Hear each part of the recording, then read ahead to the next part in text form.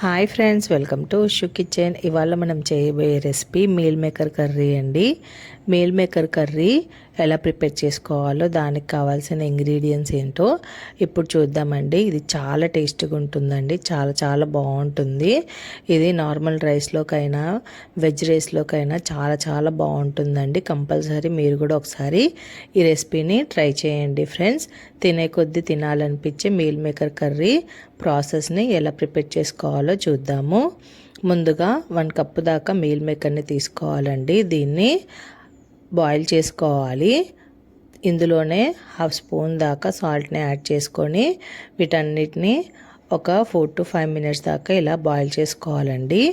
ఇదంతా మంచిగా బాయిల్ అయిన తర్వాత ఇప్పుడు దీన్ని సపరేట్ బౌల్లోకి ఇలా తీసుకొని వాటర్ అంతా సపరేట్గా చేసుకోవాలి. ఈ వీడియోలో చూపిస్తున్నట్టుగా ఇవి బాగా వాటర్ని పీల్చుకుంటాయండి, అందుకనే వీటన్నిటిని ఇలాగా వాటర్ సపరేట్ చేసుకోవాలి. ఇదంతా ఒకసారి వాటర్ సపరేట్ చేసుకున్న తర్వాత ఇప్పుడు స్టవ్ ఆన్ చేసుకొని డీప్ ఫ్రైకి సరిపడా ఆయిల్ని యాడ్ చేసుకోవాలండి. ఇందులో సన్నగా తరిగిన 1 కప్పు దాకా ఆనియన్స్ని యాడ్ చేసుకొని దోరగా వేయించుకోవాలి. ఇవి కొంచెం మగ్గిన తర్వాత ఇందులో కొంచెం జీలకర్ర, బిర్యానీ స్పైసెస్ వేసుకోవాలండి. ఇందులో బిర్యానీ స్పైసెస్ అన్నీ వేసుకుంటే టేస్ట్ చాలా బాగుంటుందండి. ఇలాచీ, దాల్చిన చెక్క, బిర్యానీ పువ్వు, సాజీరా, లవంగాలు ఇవన్నీ ఒకసారి వేసుకొని మంచిగా కలుపుకోవాలి. దీన్ని ఒక 2 to 3 మినిట్స్ పాటు సిమ్లోనే కుక్ చేసుకోవాలండి. ఆనియన్స్ అన్నీ మంచిగా గోల్డెన్ బ్రౌన్ కలర్ వచ్చేదాకా వేయించుకోవాలి. ఇందులోనే ఒక 2 to 3 గ్రీన్ చిల్లీస్ని కట్ చేసి యాడ్ చేసుకోవాలండి. ఇప్పుడు ఇందులోనే 1.5 స్పూన్ దాకా జింజర్ గార్లిక్ పేస్ట్ని వేసి పచ్చివాసన పోయేదాకా వీటిని రోస్ట్ చేసుకోవాలి ఫ్రెండ్స్. చూస్తున్నారు కదండి ఎంత కలర్ఫుల్గా ఉందో. ఈ మెథడ్లో మీరు కనుక మీల్ మేకర్ కర్రీని ప్రిపేర్ చేసుకుంటే చాలా చాలా బాగుంటుందండి. తినే కొద్దీ తినాలనిపిస్తుంది.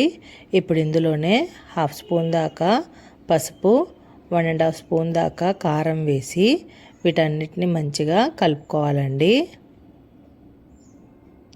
ఇవన్నీ ఒకసారి మంచిగా వేగిన తర్వాత ఇప్పుడు ఇందులో 1 కప్పు దాకా టమాటా పేస్ట్ని వేసుకోవాలండి.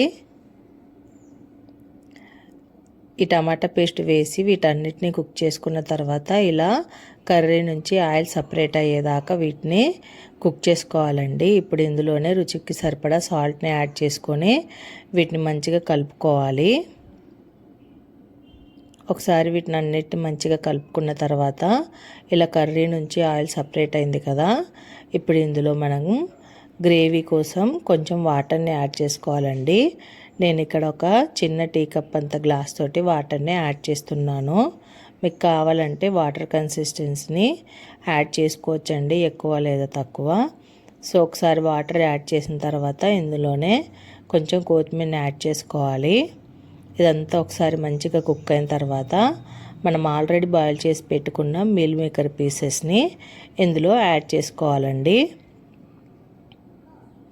ఇలా వీటన్నిటిని ఒకసారి మంచిగా మిక్స్ చేసుకొని దీన్ని లో ఫ్లేమ్లోనే ఒక 10 మినిట్స్ పాటు కుక్ చేసుకోవాలి. చూస్తున్నారు కదండి, ఇది ఆల్మోస్ట్ ప్రిపేర్ అయిపోయింది. దీన్ని ఒక 4 to 5 మినిట్స్ పాటు ఇలాగే లో ఫ్లేమ్లో కుక్ చేసుకోవాలి. ఎంతో టేస్టీ అండ్ తినే కొద్ది తినాలనిపించే మీల్ మేకర్ కర్రీ ప్రిపేర్ అయిపోయింది ఫ్రెండ్స్. మీకు కనుక ఈ వీడియో నచ్చినట్టయితే దయచేసి నా ఛానల్ని సబ్స్క్రైబ్ చేసుకోండి ఫ్రెండ్స్. మరిన్ని లేటెస్ట్ రెసిపీస్ కోసం మీ ఫ్రెండ్స్ అండ్ ఫ్యామిలీకి కూడా నా ఛానల్ని సబ్స్క్రైబ్ చేయండి. మీకు ఈ రెసిపీ ఎలా వచ్చిందో కింద కామెంట్ సెక్షన్లో తెలియచేయండి friends. Thank you for watching.